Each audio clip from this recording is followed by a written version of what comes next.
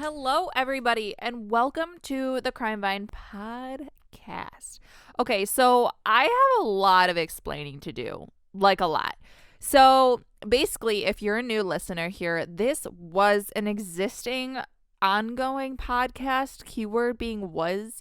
Well, we're back, or I'm back, because it's literally just me and this microphone. That's it.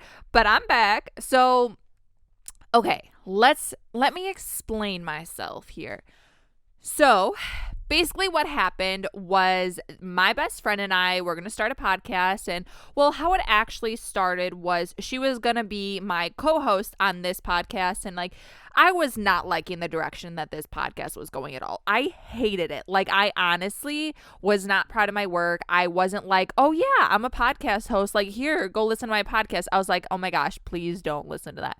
You know what I mean? Like, I just was not proud of it. I didn't put as much effort into it as I had held myself to the standard of and what the outcome that I was expecting. Like, you guys, you're only going to get what you put into it. You're not going to get anything more than that. And I kind of lost focus on that. And I mean, it's so hard. I'm working full time. I'm a full-time college student. Like, I'm not trying to create excuses here, but it was really time to find time. It was really hard to find time to research these cases, and I wasn't doing as extensive research on each case that I had wanted to do. So like, that's not saying I didn't do enough research. I got you the basic information, but that's all I got you. I didn't set myself apart from the other podcasts. Like, I just gave you the basics and kind of talked about it. Well, for this, I am not going to be posting weekly like I was, because I don't think with posting weekly, I don't think I was giving myself enough time in order to like create the best possible episode that with what I have right now and my accesses, I wasn't like, I want to be able to put out the best podcast. So not the best podcast. Okay. Let me like preface that, like, not the best podcast, but like an enjoyable, tolerable one. So basically my friend and I, we were going to do that. And then she wanted to do conspiracy theories, which I'm all up for. You guys know I love a good conspiracy theory. Like, that's how it is. And so then it kind of changed, and we couldn't figure out a name for the life of us. So we were thinking months, and like, not months, weeks. And we literally could not pick out a damn name. And then it turned into like, oh, let's just do like a two best friends bullshitting podcast. And I was like, I'm game. Like, let's do it. That sounds like fun. And basically we had everything like relationships and awkward Tinder dates and like sex and like stuff like that. I was like, yeah, let's do that. I'm totally down. And then like, it just, I don't know what's going on. Like, it's not happening. Like, I created the Instagram. Some of you, if you guys are coming from my Instagram, some of you guys already know, because I like posted like, hey, we're changing directions. Like, go follow it. But like, I'm not doing anything with that right now. So I don't know if that podcast is going to happen. I am waiting on her. Like, she's supposed to be doing the art, and she still has not come back to me with the art. And I've sent her so many ideas. Like, it's just so hard because I'm such a go-getter, I feel like. And I'm like, I want to do this, and I want it done now, and I want it to be done and happen. And like, that's just how I am. Like, I spend all my free time that I can find working on stuff. And I'm just such like that. This is what I enjoy doing. Like, I want to work on it, and it's just like someone that doesn't have the same passion as you, it's just really, really hard to find time and all that stuff. And I just like, I realized like, you can't rely on other people for your own success and happiness. You got to do it yourself. So moral of the story, like, I'm back. You guys know I love true crime. Like, I like doing this podcast. I shouldn't say like, I love doing this podcast because like, true crime's not just a thing that you can talk about on the streets with anybody. Like, you start talking about a good, juicy true crime case and people are looking at you like, what the fuck, you crazy person? Like, why do you research that shit? Like, stuff like that. Like, I've seen it. I can't openly talk about this stuff at work, you guys, because they all look at me like I'm about to murder them, which I know how to, but I won't, like, because that's just messed up. I just like find interest in, it's not the serial killers I like, it's like the psychology, like, what the fuck are they thinking? What would possess somebody to do this shit? And like, this is the only way I can really talk about it and not think people think I'm a crazy person, because like, all of you guys like true crime, otherwise you wouldn't be here, right? So I like that. And I also want to say one more thing. I'm sorry this is turning on to a ramble, but like if you've made it this far, we're going to get into the case like any second now, I promise. But basically, okay, so if you are looking for a like audiobook style podcast where you get the story and nothing more, nothing less, you just get the story with some creepy, somber music in the background, that's not what you're gonna get here. And if that's what you're looking for, I just want to like warn you, like that's not what's gonna happen here. This is like a real conversation podcast, and yes, it may only be me, but I'm fucking crazy, and I have like a bunch of different like personalities. That's like the ongoing joke, is so I can like be my host and my co-host, and we be good, this podcast be good. So that's just how it is here. I'm too much of a crazy person. Like my personality, like not like an actual legit crazy person, but my personality is more like energetic, fun, upbeat. Like that's just who I am, and I'm not gonna pretend to be somebody I'm not. So just throwing that out there, and I feel like that's what kind of sets me apart from other people. But anyway, so I'm like in my basement recording, and like something's moving in my storage room, and I'm getting really freaked out. But anyway, so that's just not you're not going to get like an audiobook style here, like reading. You're going to get me talking and then me stopping and giving my opinion, so you have time to process the information I just gave you. That's how we're going to do things here. If you don't like that, not everybody likes that, then I'm just warning you, this is not the podcast for you. But if you like that, sit down, grab yourself a drink, because this vine will rope you in. All right, so we are going to be talking about the case of Richard Chase. If you are not familiar with Richard Chase, you're about to be. He is known as the Vampire of Sacramento, and I'm going to tell you why. This case is so unbelievably crazy, you guys. Like, I can't make this shit up. Like, I'm just throwing that out there, and I'm going to put a disclaimer out there, is that if you don't like anything like gory, or like, not that you're actually going to be visualizing it, but there may be visualizations that pop in your head. So warning you, this stuff is very gruesome, and letting you know, if you are listening to this and there's children around, I would advise you not to listen to this right now, or put in some headphones, just because it is very gruesome information. And so Richard Chase, he was an American serial killer who killed 6 people in this span of a month in California. And he earned the nickname the Vampire of Sacramento because he drank the blood of his victims and he ate their internal organs. What? He did this as a part of a delusion that he needed to prevent Nazis from turning his blood into powder via poison that they had planted beneath his soap dish. He was born in 1950, and he was raised in a very strict household, and he was often beaten by his father. And in his teens, he became an alcoholic and also developed a penchant for killing and mutilating animals and fire starting, and all common traits that basically serial killers have in their youth years that kind of make people a little suspicious. And in high school, he had a handful of girlfriends as well, none of whom he was able to maintain a steady relationship with, partly due to the fact that he was not able to maintain an erection, or even get one for the matter of fact. And because of this inability to become aroused in the presence of females, upon consulting a psychiatrist, Chase was told that the root of his problems was either repressed rage or mental illness. So Chase did not seek any further treatment after this diagnosis, and it would later be determined that Chase had an aversion to conventional sex and could only achieve arousal and orgasms through violent or disturbed acts such as killing animals and necrophilia. So as an adult, Chase moved back in with his mother, where he began to accuse her of attempting to murder him by poisoning him. And Chase's father purchased an apartment for him and forced him to move out of the house because they were like, this is crazy. Like, we don't want to deal with this anymore.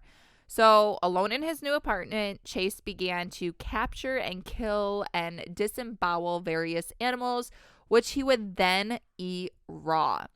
He began to put the entrails of the animals he had killed into a blender in order to make smoothies. And then he reasoned that by drinking these smoothies, he was preventing his heart from shrinking.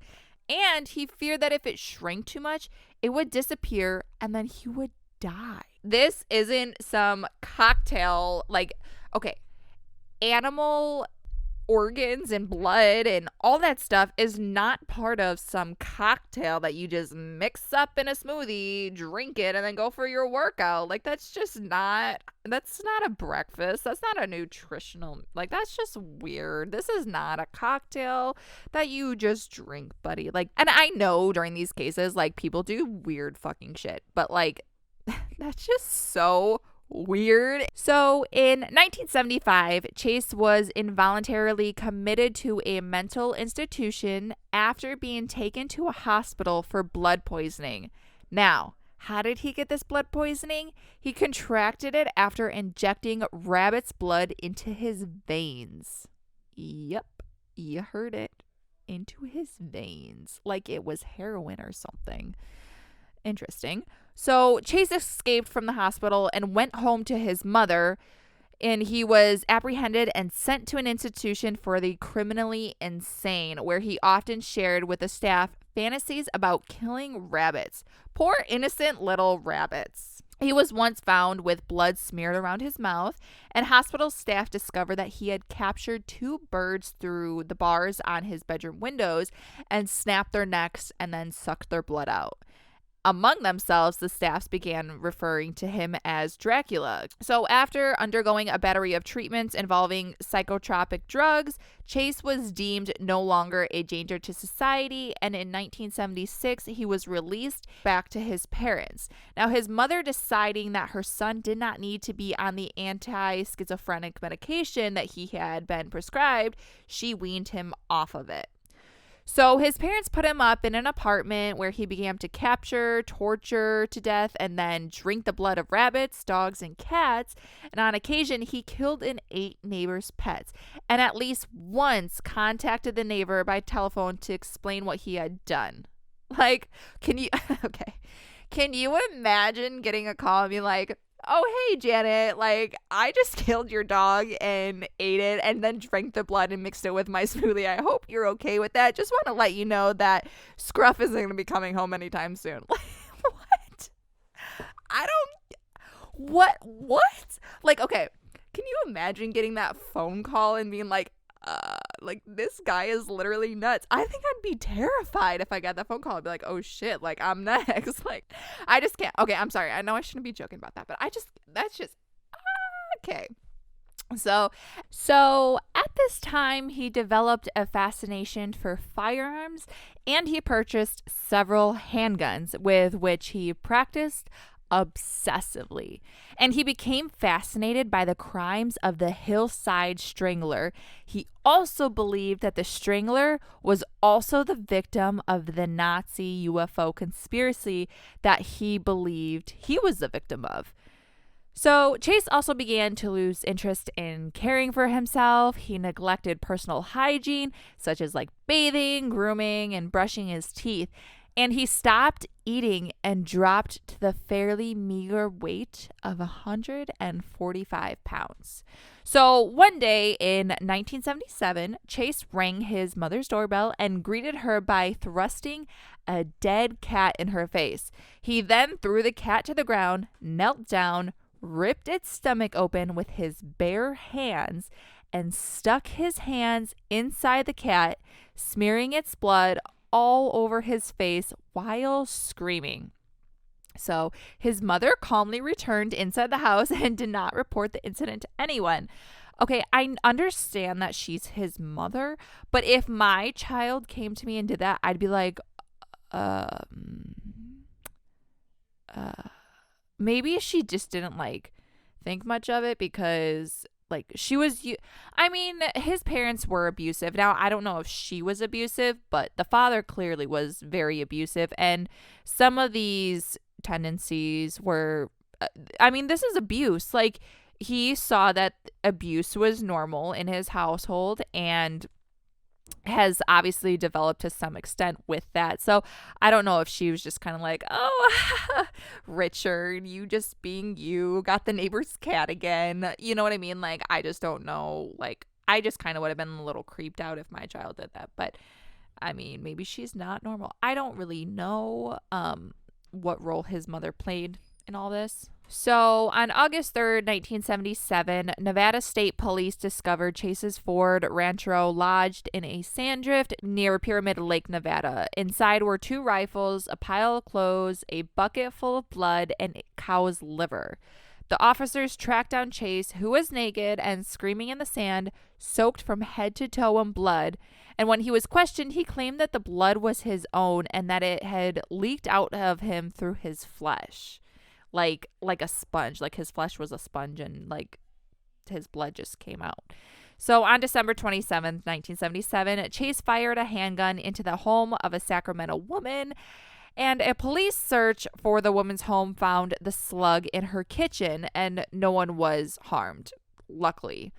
Well, just 2 days later, on December 29th, Chase killed his first victim in a drive-by shooting in an apparent quote-unquote warm-up for the crimes he planned on committing. Now, the victim was Ambrose Griffin, who was a 51-year-old engineer and a father of 2 who was helping his wife bring groceries into their home. One of Griffin's son reported seeking a neighbor walking around their East Sacramento neighborhood with a .22 rifle earlier that week. Now, the neighbor's rifle was seized, but ballistics tests were determined that it was not the murder weapon. However, it was determined that the .22 used to kill Ambrose Griffin was the same one used to fire the bullet into the kitchen of the Sacramento woman 2 days before. Now, on January 11th, 1978, Chase asked his neighbor for a cigarette and then forcibly restrained her until she gave him an entire pack. Now, 2 weeks later, he attempted to enter the home of another woman, but finding that her doors were locked, went into her backyard and walked away. Chase later told detectives that he looked at locked doors as a sign that he was not welcome, but that unlocked doors were an invitation to come inside.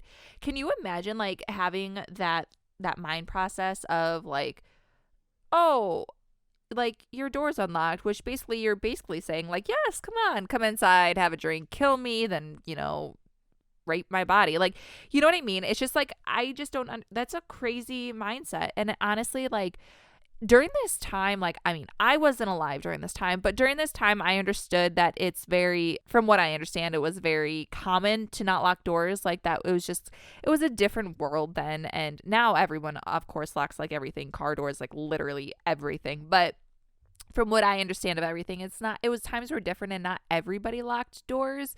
So can you imagine, like, accidentally forgetting not to lock your door one night, and then that's the night that he tried getting into your house, and then whoops, you're dead. You know what I mean? Like, I could not. That's so scary to me. So anyway, while wandering around, he encountered a girl named Nancy Holden with whom he attended high school with, and he attempted to get a ride from her, but frightened by his appearance, she refused and was like, no, we're not doing this. I'm not doing this today.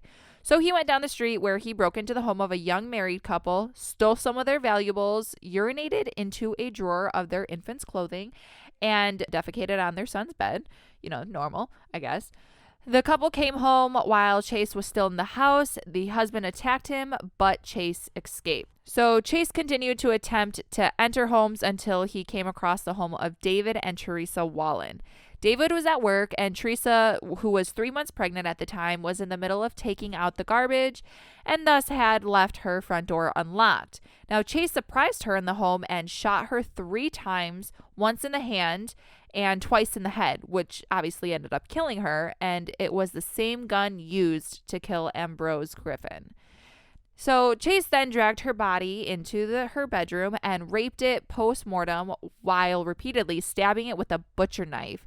And when he had finished, he carved her corpse open and removed several of her internal organs using a bucket to collect the blood, and then taking it in the bathroom to bathe in it.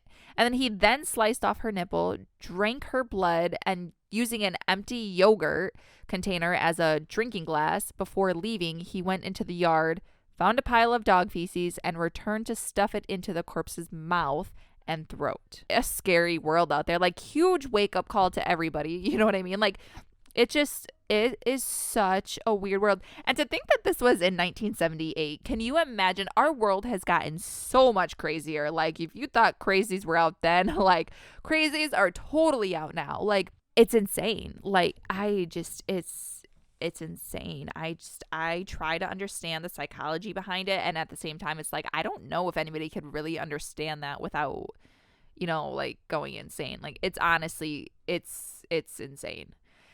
So, on January 23rd, 1978, 2 days after killing Teresa Wallen, Chase purchased 2 puppies from a neighbor, which he then killed and drank the blood of, leaving the bodies on the neighbor's front lawn. And on January 27th, Chase committed his final murder, which also qualifies as a mass murder. He entered the home of 38-year-old Evelyn Maroth, who was babysitting her 22-month-old nephew, David. Also present in the home was Evelyn's 6-year-old son, Jason, and Dan Meredith, who was a neighbor who had come over to check on Evelyn. Evelyn was in her bath while Dan watched the children, and he went into the front hallway when Chase entered the home, and he shot him in the head at point-blank range with his .22 handgun, killing him. Again, this was the same gun that killed Teresa Wallen and Ambrose Griffin. Now, Chase then turned the corpse over and stole Dan's wallet and car keys, and Jason ran to his mother's bedroom where Chase fatally shot him twice in the head at point-blank range. On the way to killing Jason, Chase also shot David in the head. I just want to cry right now. Like, you would think that I just have such a weak spot for children, and just to think, like, when a child cries on TV, I cry. Like, I love kids, and I have such a weak spot for them that okay, let alone killing somebody, I could never, but to kill a child, like, how could you live with yourself and not feel remorseful, and how could you look in the child's eyes, see terror, and still commit the act? Like, even not even just a child, just anybody, how can you look them in the eyes and be like, no, like, I'm still gonna kill you? Like, how? I can't fathom that. It's just, honestly, it's crazy, and it just, like, breaks my heart because they were children. Like, they had their entire life, 22 months old and 6 years old. They had their entire lives ahead of them, and this guy just took that away from them. Literally just ripped it right out and played God. So Chase then entered the bathroom and fatally shot Evelyn once in the head, and he dragged her corpse onto the bed, where he simultaneously sodomized her and drank her blood from a series of slices to the back of the neck. Medical examiners reported an inordinate amount of semen in the corpse's rectum, indicating an unusual amount of ejaculations. So that's where the necrophilia plays in. He stabbed her half a dozen times in the anus, the knife penetrating her uterus. He stabbed her in a series of vital points on the body, which caused blood from her internal organs to pool into her abdomen, which he then sliced open and drained into a bucket. He then consumed all of her blood. Chase went to retrieve David's corpse, and he took it to the bathroom and split his skull open in the bathtub and consumed some of his brain matter. Outside, a 6-year-old girl with whom Jason Maroth had a play date knocked on the door, which obviously startled Chase. He fled the residence, stealing Dan Meredith's car, and the girl alerted a neighbor. So the neighbor broke into the Maroth home, where he discovered the bodies and contacted the authorities. So upon entering the home, police discovered that Chase had left perfect handprints and perfect imprints of the soles of his shoes in Evelyn's blood. Meanwhile, Chase took David's corpse home with him, finally disposing of David's corpse at a nearby church. Okay, so after the Wallen murder, FBI agents Russ Vorpagel, I think is how you pronounce his name, and Robert Ressler were called in to investigate, and they compiled a profile of the killer. They determined that the killer would be tall, malnourished, a loner, physically unclean, and that most importantly, he would continue to kill. So 5 days after the mass murder and after hearing the FBI profile, Nancy Holden contacted police saying that she believed Richard Chase could be the killer. So the police ran a background check on Chase, where they came across his registration of a .22 caliber semi-automatic pistol. And detectives and a team of police went to Chase's apartment, where they asked to speak with him. And Chase refused, so the detectives and the police hid down the hallway and waited for Chase to leave, arresting him when he left the apartment carrying a blood-stained box. His parka and shoes were likewise bloodstained. So inside were pieces of shredded, blood-soaked wallpaper and the blood-stained .22 with which he had committed his murders. Chase claimed that the bloody wallpaper and bloody gun were a result of his killing several dogs. And when the police performed a search of Chase's person, they found that he was carrying Dan Meredith's wallet. So when detectives searched Chase's apartment, they found the walls, floor, ceiling, refrigerator, and all of Chase's eating and drinking utensils soaked in blood. On the counter was the blender Chase used to make his so-called smoothies. It was caked in coagulated blood and the rotting matter of internal organs. Inside the refrigerator, police found several animal body parts wrapped in aluminum foil. David's brains in a Tupperware container and pieces of his body wrapped in saran wrap, and several of Evelyn Moroth and Teresa Wallen's internal organs. On another counter were several pet collars, and on his kitchen table he had spread out numerous diagrams depicting various aspects of human biology. So in 1979, Chase stood trial on 6 counts of murder. In order to avoid the death penalty, the defense tried to have Chase found guilty of second-degree murder instead, which result in a life sentence. So their case hinged on Chase's history of mental illness and the lack of planning in his crimes, evidence that they were not premeditated. I'm just going to pause right there. I understand that defense attorneys, it is their job to get their client off. But how, I guess it's a question of morality. How can you hear what he has done and still further to agree and work with him and help him get off? I don't know. I guess it is a question of morality. I really don't understand how you can hear what this person has done and these crimes that he has committed, and to the extent he has gone with them, and be like, let's settle for a life sentence instead. Clearly you agree he has done something wrong. Okay, I'm sorry. I say like that. Okay. So on May 8th, the jury found Chase guilty of 6 counts of first-degree murder. So the defense asked for a clemency hearing in which a judge determined that Chase was not legally insane. Chase was sentenced to die in the gas chamber. And waiting to die, Chase became a feared presence in prison, and the other inmates actually tried convincing him to commit suicide because they were too afraid to get close enough to him to kill him themselves. And Chase also granted a series of interviews with Robert Ressler, during which he spoke of his fears of Nazis and UFOs, claiming that although he had killed, it was not his fault, that he had been forced to kill to keep himself alive, which he believed any person would do. He asked them for a radar gun with which he could apprehend the Nazi UFOs so that the Nazis could stand trial for the murders. He also handed Ressler a large amount of macaroni and cheese, which he had been hoarding in his pants pocket, believing that the prison officials were in league with the Nazis and attempting to kill him.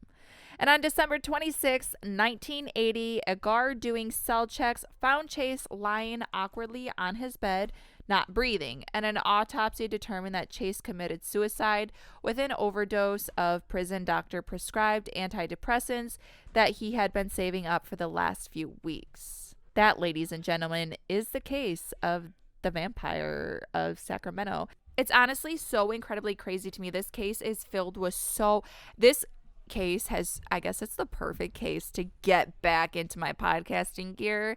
It has so much to it, and it's so gruesome, and this guy was literally insane. He was crazy. He believed that the Nazis had Nazi aliens were controlling him, and that they were telling him to commit these murders. He couldn't clearly take responsibility for his actions, which I just, okay, denial. And like, he was like, no, let's put the Nazis on trial. Like, dude,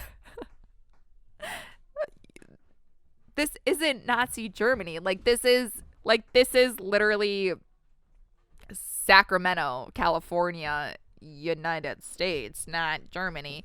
It's just, honestly, there's so much. Like, this is crazy. I want to know what you guys think of this case. What, have you heard this story before you listened? This story, I shouldn't say story. This is a case. Have you heard this case before you listened to today's episode? Or is this the first time you're hearing of it? What do you guys think? I want you to head over to my Instagram account, The Crime Vine, and tell me what you guys think. Now, I'm not sure if I'm going to change my Instagram name back to The Crime Vine Podcast. So either, if you can't find it under The Crime Vine, search The Crime Vine Podcast.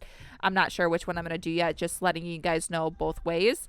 But tell me, head over there, send me a direct message or comment on one of my latest Instagram posts and tell me what you guys think of this case. I honestly think it's absolutely crazy. Like, as you guys heard my opinions throughout this case, it is insane. Like, I have a lot of opinions about this, obviously. I'd want to know what you guys think, and if I'm alone in thinking this is all like literally fucked up, or if you guys agree with me. I'm hoping you guys agree with me. Also, I did want to mention that they made a movie about Richard Chase in 1992, and it was called Unspeakable. Now, this was based on Chase as a model for the killers. All right, guys. So, as usual, I'm saying this like, I'm assuming all of you guys are resuming back from my Instagram, but if you guys are new here, welcome, or I guess I should have said that earlier, but you guys know the drill. Head over to my Instagram, or you can email me at thecrimevinepodcast@gmail.com. Send me cases that you guys want to hear next. I love doing cases on what you guys want to hear. After all, you guys are the consumers of this content, and I want to put out what you guys want to hear. So head over to my Instagram, comment on any of my posts, what you want to hear, or send me a DM or email me. That is it for today. My name is Felicity Brooke. This is the Crime Vine Podcast, and I will talk to you guys in the next episode.